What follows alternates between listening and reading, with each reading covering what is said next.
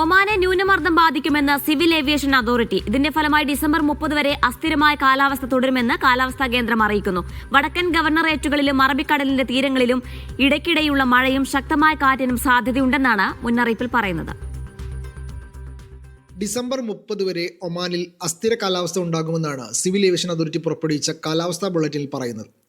December 28 മുതൽ 30 വരെയുള്ള കാലാവസ്ഥാ പ്രവചനത്തിൽ സുൽത്താനറ്റിനെ ന്യൂനമർദ്ദം ബാധിക്കാൻ സാധ്യതയുണ്ടെന്നും അതോറിറ്റി പറയുന്നു.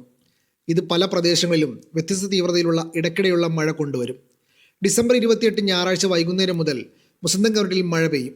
5 മുതൽ 10 മില്ലിമീറ്റർ വരെ മഴക്കാണ് സാധ്യതയുള്ളത്. ഡിസംബർ 29 മുസന്തം കൗണ്ടിയിൽ മഴ തുടരുകയും ചെയ്യും. ഇത് വാദികൾ നിറയാൻ കാരണമാകും. ഡിസംബർ 30 വടക്കൻ ഗവർണറുകളിലും അറബിക്കടലിലെ തീരപ്രദേശങ്ങളിലും ഇടവിട്ടുള്ള മഴയ്ക്ക് സാധ്യതയുണ്ട്.